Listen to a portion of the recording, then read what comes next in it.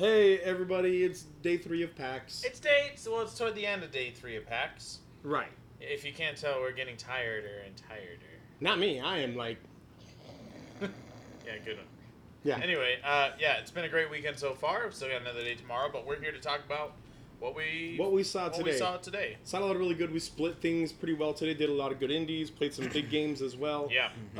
But first thing we want to start with though is loot for the day. Loot for the day. Let's start with you, Fox. Loot for the favorite day. loot you got today? All right. Well, this is kind of a spoiler for my favorite game, but I got a You pin. didn't have to say that. Oh, you're right. It wouldn't have been a spoiler if you didn't say that it's a spoiler. I didn't say that. Don't worry about it. I played the Monster Hunter Iceborne demo, and it was awesome. It was really fun. And they gave us these actual Penny Arcade pins. Yeah. Which, first one I've ever gotten.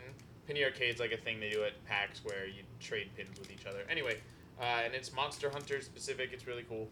And I like that you're crumpling that right in front of the microphone. High quality pin. Wait, hold on. This is my Monster Hunter pin, and I really enjoyed playing the game. The worst ASMR. Help me. Anyway, yeah, it's really cool. It's small. We got lots of pins today, actually. We did get a lot of pins. Lots of them free. We played Divinity Original Sin, and we got 8 pins from them each. 8 buttons. Oh, buttons. Those are buttons. Sure, those yeah. are great too. But also, I got like a Luigi's Mansion pin. Yeah. I got a Pray for the Gods pin.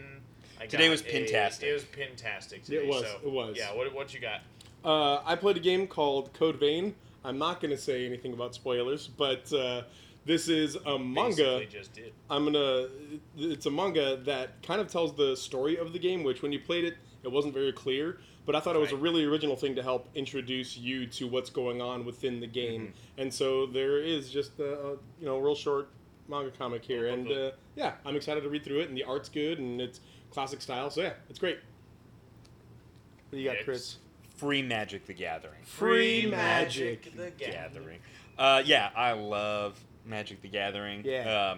I will never say no to free cards for Magic. Oh, no, because you never know what common card could be worth like $30 in a couple of years. Yeah, that happens sometimes.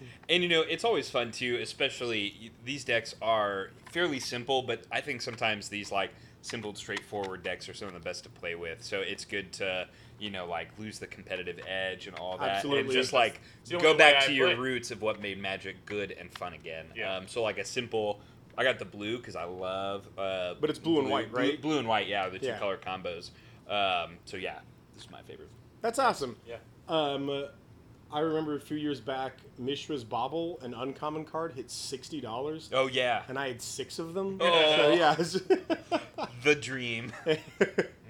All right, let's talk about our... Actually, did you guys notice any cosplay today? Any good cosplay? I mean, I saw people dressed up. I saw a Hollow Knight and Hornet together, and they looked really awesome. It was really cool to see them together, too. Yeah. So. When you're not looking to interview them, I'm looking at the games, pretty much. Not me. Cosplayers are I just always get my past. eyes out for awesome cosplay. I love it. Stop I staring really at do. people, you weirdo.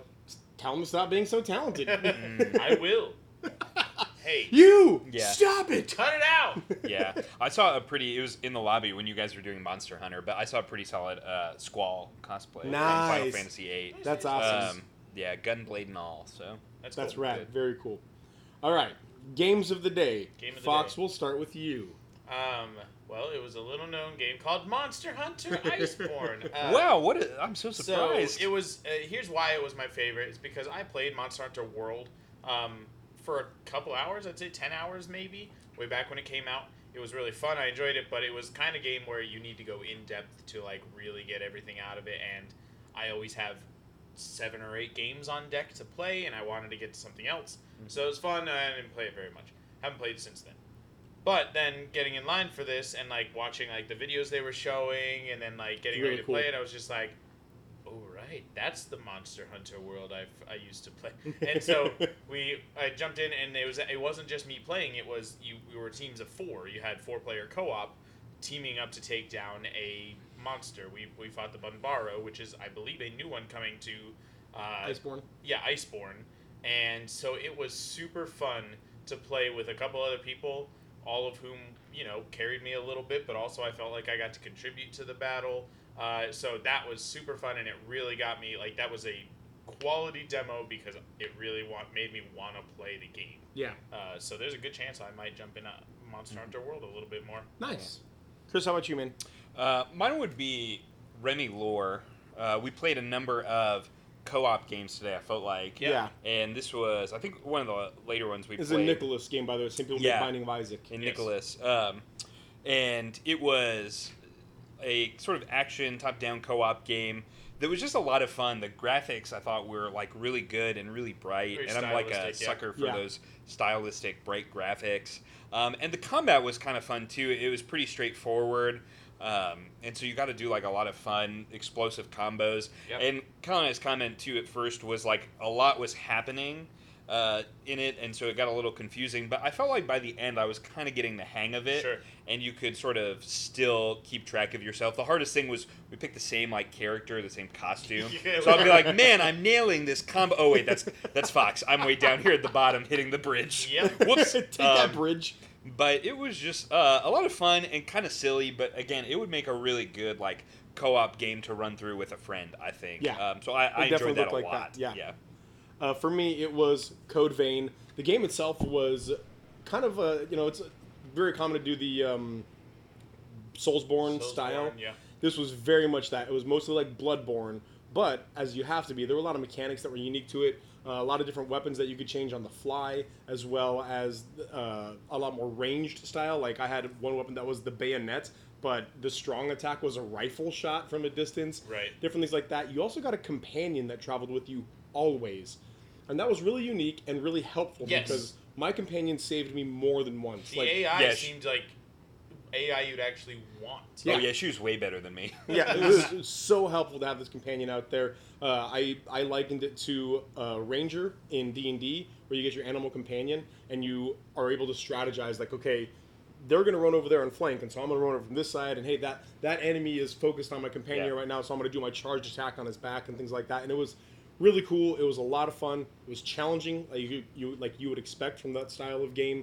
And it had, instead of sort of a past Grimdark, it was more of a future Grimdark look. Yeah. It looked like you were on a different planet even, and you were like you're a vampire cyborg, something like that. And it's hence CodeVein. Yeah. And it was really cool and a lot of fun, and I loved it. Honorable mentions today, guys? Man, played a lot of stuff. I played a game that both Chris and I played a game that I have always wanted to play, Divinity, the Divinity series, Original Sin.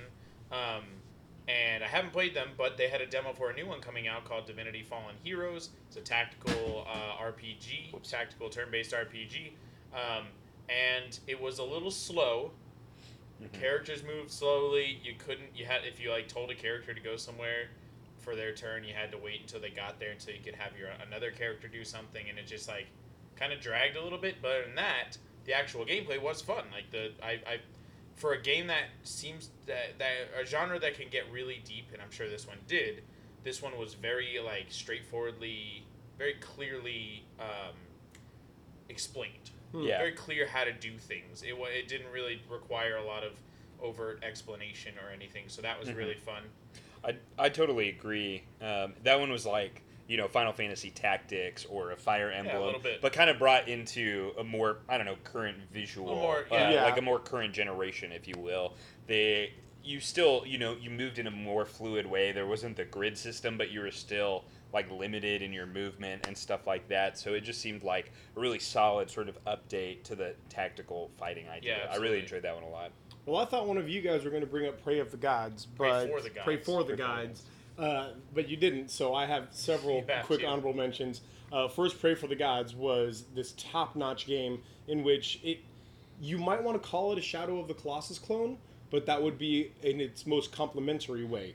It's been, 15 years or something like that since Shadow of the Colossus came out, and nobody's done anything like it since.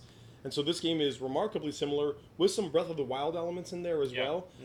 Like there is some armor changing and different sort of like you have like a hook shot type thing. And it was, I didn't even play it. I watched Fox play it, and it looked phenomenal. It was real fun to play. Really good. Scratch that Shadow of the Colossus itch. Absolutely. For sure. We also played a game called Crystal Crisis, I think was what it was called.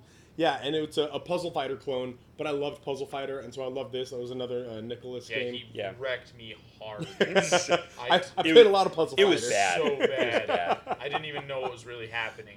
Chris was like commentating. He's like, all right, Kyle's doing a slow build here. He's getting some stuff ready. Oh, no, he's going too slow. Okay, no, there it goes. Turns out it's not a slow build. He's just bad. He's just confused. Just very lost. And he walked away. Yep. Yeah, he's gone. Goodbye. What was the other Nicholas co-op that we played? We played that you and I played. Yeah, we played Binding of Isaac, and then we played Binding of Isaac. That's what it was. Yeah, Dungreed. There was also Dungreed. That was fun. Good. Yeah, Dungreed was I played as a dog with guns. That's true. Oh, that was you. That's right. You played Dungreed together. Yeah, that was good. It reminded me of if you ever played like Broforce. It was very Broforce. We played Broforce. That was a great game. That was a blast, but it had a lot of like similarity to that and a little bit of the absurdity, but in the same kind of structure. You're hopping around, dungeon crawling down in, and just like I was a dog that shot I was shooting star beams during the boss fight. So that was just kind of like what could happen? So it was a good one. That's fun. There is so much more I actually want to mention, other things that you totally remember. How could I not remember the name of that instrument one? But anyway, it was fantastic music, and Kine. Yeah. Kine had great music in it. There was another game called Plunge that was so much fun, but we did a lot of cool stuff today. Yeah. Anyway. The one we bailed on. Yeah, the one that we bailed on, didn't get a chance to go back to. It looked really good. It looked really good. Anyway, thanks guys for watching. We will be back one more time tomorrow with obviously a lot more after this, but with one more recap for tomorrow's recap. That'll probably be on a cell phone, in a car or something like that. But for now, we'll see you guys next time. Bye. Bye.